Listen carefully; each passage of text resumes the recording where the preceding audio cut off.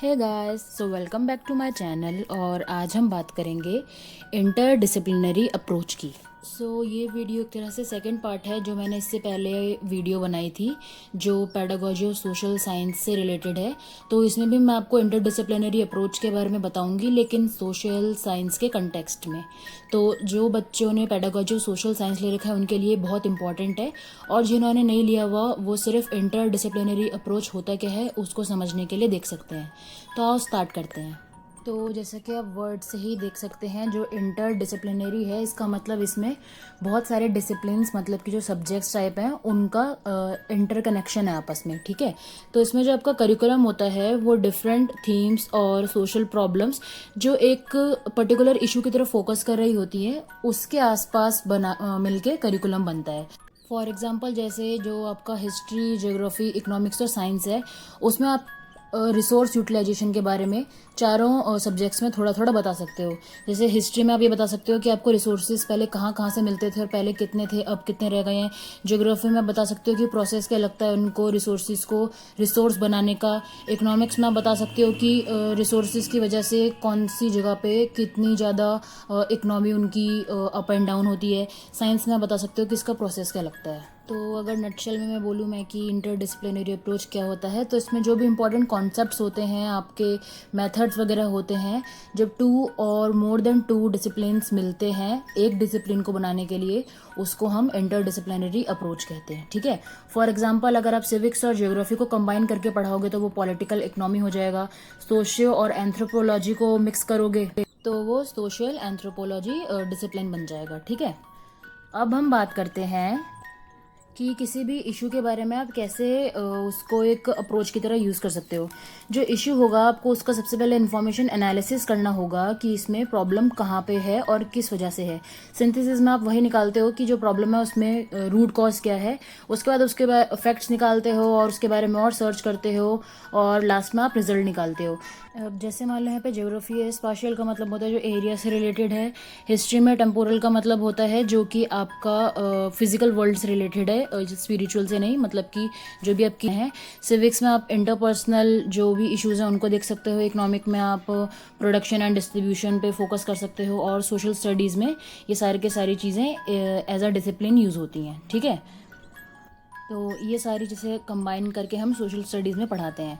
अब जैसे मान लो स्कूल में तुम्हारा art, social science, science, language, maths और हेल्थ वगैरह होता है, तो इस सभी में मतलब आपका जो कंटेंट होता है वो किसी एक पर्टिकुलर थीम वगैरह पे, जैसे आपकी अब देखो जो प्राइमरी की बुक्स हैं उनमें थीम्स लिख रखी होती हैं, जैसे family and friends, food and nutrition, animal, ये सब। तो ये सब भी इंटरडिसिप्लिनरी अप्रोच के अंडर में ही आता है। जैसे अब इसमें आप इन सबको activities, evaluation test, assignments, discussion और क्लास लेक्चर के थ्रू पढ़ा सकते हो। ठीक है, तो अब हम बात करते हैं कि जो इश्यूज़ और प्रॉब्लम्स हैं वो इन सब्जेक्ट्स में क्या क्या हो सकते हैं। जैसे फॉर एग्जांपल हिस्ट्री है, तो हिस्ट्री में आप कंसेप्ट ऑफ प्लूरैलिटी पढ़ा सकते हो। ज्योग्राफी प्लस इकोनॉमिक्स में आप एनवायरमेंटल इश्यूज़ और रिसोर्सेज को कैसे डेवलपमेंट की तरफ ले जाएं वो बता सकते हो। सिविक्स में आप functioning of government, local, state और सेंट्रल और डेमोक्रेसी क्या होती है उसके बारे में बता सकते हो। और इन सब के लिए जो आपकी कॉमन थीम बन के आएगी वो हो सकती है आपकी पॉवर्टी, इक्वालिटी, कास्ट, जेंडर और एनवायरनमेंट।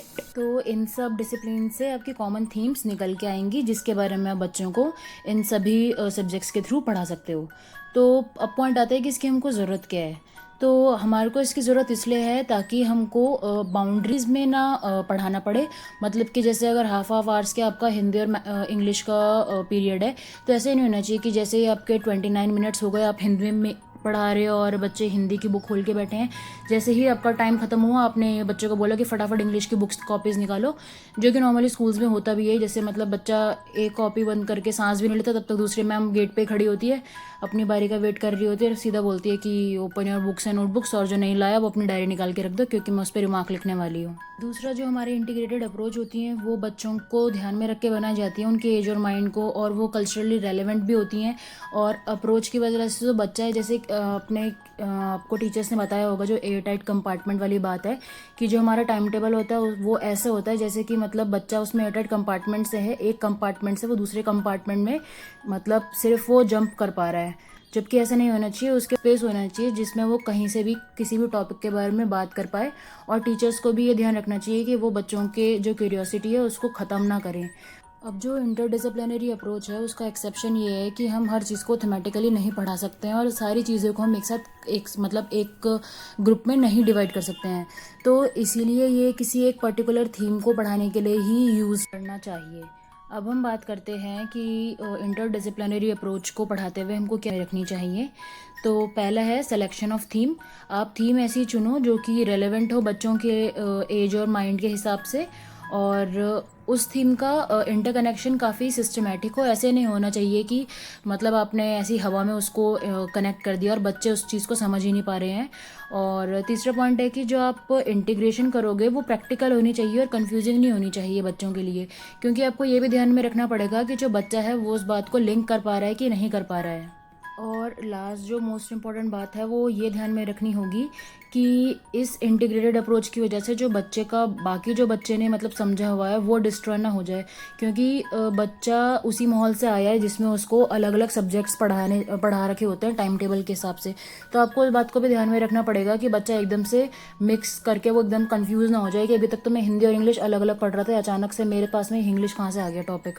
तो ये था आपका इंटरडिसिप्लिनरी अप्रोच होता क्या है और क्या क्या उसमें बातें ध्यान में रखनी चाहिए। अब यहाँ से पेडागॉजी और सोशल साइंस के लिए पार्ट शुरू होता है बच्चों के लिए। सो क्लास 1 और 2 में आप एसएसटी नहीं पढ़ा सकते हो, लेकिन आप क्या कर सकते हो, उसको लैंग्वेज और मैथ्स का पार्ट बना सकते हो। और जो बच्चों को आप एक्टिविटीज़ करा सकते हो उसमें आप उनको ये समझा सकते हो कि आपके आसपास का जो एनवायरनमेंट है वो कैसा है और क्या रोल प्ले कर रहा है। बच्चों का जो स्किल डेवलपमेंट है उसकी होलिस्टिक व्यू होनी चाहिए, और ऐसी होनी चाहिए कि जिसमें बच्चा मतलब पूरा का पूरा इन्वॉल्व हो पा रहा है। जो आपके टीचिंग मेथड्स हैं वो जेंडर सेंसिटिव और लैंग्वेज सेंसिटिव होने चाहिए, क्योंकि बच्चे काफ़ी छोटे होते हैं और उन पर सबसे ज़्यादा इफेक्ट पड़ता है, क्योंकि वो एक तरह से आपको रोल मॉडल मान के चलते हैं। और जो भी आपका मेथड है उसमें मेक श्योर करें कि जो बच्चा है वो पार्टिसिपेट कर पा रहा है, और डिस्कशन मेथड को भी अहमियत दें, क्योंकि छोटी क्लास से ही आपको बच्चों को आदत डालनी पड़ेगी कि वो जो उनके मन में बात है उसको कह पाएँ। के लिए आप बच्चों के साथ में स्टोरी टेलिंग रख सकते हैं, डांस, सॉन्ग, म्यूज़िक वगैरह ये सब रख सकते हैं, पोएम्स वगैरह, जिससे जो बच्चा है उसको एक तो ये अगर म्यूज़िक के थ्रू कराते हो तो बच्चों को लॉन्गर टाइम स्पेंड के लिए चीज़ें याद रहती हैं। और बच्चों के स्किल्स पे आपको फोकस करना चाहिए स्टार्टिंग से ही, जो कि ऑब्जर्वेशन, क्लासिफिकेशन, आइडेंटिफिकेशन होते हैं। मतलब कि बच्चों में क्यूरियोसिटी बचपन से ही होती है, तो वो तभी वो ज़्यादा अच्छा ऑब्जर्वेशन कर पाते हैं, और उसी के थ्रू आप बच्चों को क्लासिफिकेशन और आइडेंटिफिकेशन सिखा सकते हैं। जैसे कि आप बच्चों को अगर गार्डन में लेके जा रहे हैं तो अब उनको बोल कह सकते हैं कि आप ग्रीन कलर की लीव्स चूज़ करिए या फिर येलो कलर की लीव्स लेके आइए, और आइडेंटिफाई कीजिए कौन सी लीफ छोटी है कौन सी बड़ी है। इस तरीके से आप बच्चों को ये सारी चीज़ें स्किल्स सिखा सकते हैं। फर्स्ट सेकंड क्लास के बाद आती है बारी हमारी प्राइमरी में थर्ड फोर्थ फिफ्थ क्लास की। उनको पढ़ाने के लिए क्या ऑब्जेक्टिव्स होने चाहिए आपके। सबसे पहला पॉइंट है कि हमारा एम होना चाहिए कि हम बच्चों में स्किल्स डेवलप करें जो कि सेम थे, ऑब्जर्वेशन, आइडेंटिफिकेशन, क्लासिफिकेशन, उन्हीं को लेवल अप करके आप बच्चों में एनहांस कर सकते हो। Second point is holistic understanding होनी चाहिए हमारी एनवायरनमेंट की। हमको ये कोशिश करनी चाहिए बच्चों में डालने की enter relationship of nature, natural and social environment, ये कैसे काम करते हैं आपस में वो बताना चाहिए। बच्चों को हमको सेंसिटाइज करना चाहिए सोशल इश्यूज़ और जो उनके आसपास हो रहा है उसके बारे में।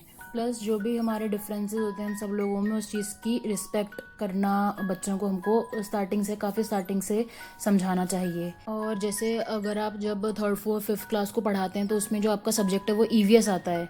तो ईवीएस में आप क्या क्या कर सकते हैं, जो आपका नेचुरल और सोशल साइंस है उन दोनों को मिक्स करके आप पढ़ा सकते हैं। नेचुरल में आप बता सकते हैं कि जो प्रिजर्वेशन है वो कैसे होता है और सेविंग फ्रॉम डिग्रेडेशन हम कैसे कर सकते हैं।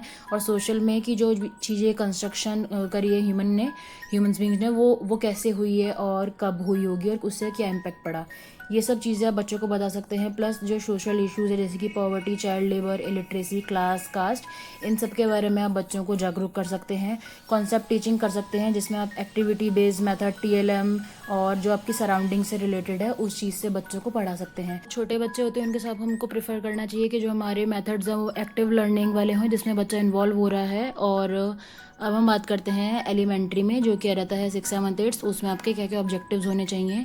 तो सबसे पहला है कि बच्चों में हमको अंडरस्टैंडिंग डेवलप करनी चाहिए अर्थ और उसके हैबिटेट के बारे में, जो ह्यूमन काइंड के लिए और अदर लाइफ फॉर्म्स के लिए है। और इनिशिएट करना चाहिए कि जो बच्चा है वो पढ़ाई करे अपने रीजन, स्टेट वगैरह की, और अपनी कंट्री और अपने जो भी आपका ग्लोब में जो जगह वगैरह है उनके बारे में जानें। और बच्चों को हमको इनिशिएट करना चाहिए कि वो पढ़ें इंडिया का पास्ट कैसा था with reference to the contemporary developments जो हमारे बाकी वर्ल्ड में हो रखी है उनके हिसाब से। और बच्चों को हम इंट्रोड्यूस कराएं जो जो भी फंक्शनिंग और डायनामिक्स हैं सोशल और पॉलिटिकल इंस्टीट्यूशंस की, जो हमारी कंट्री को रन करने के लिए हेल्पफुल होती हैं, उनके बारे में। तो ये थे आपके objectives from 1st to 8th आप कैसे पढ़ा सकते हैं सोशल साइंस या सोशल स्टडीज़।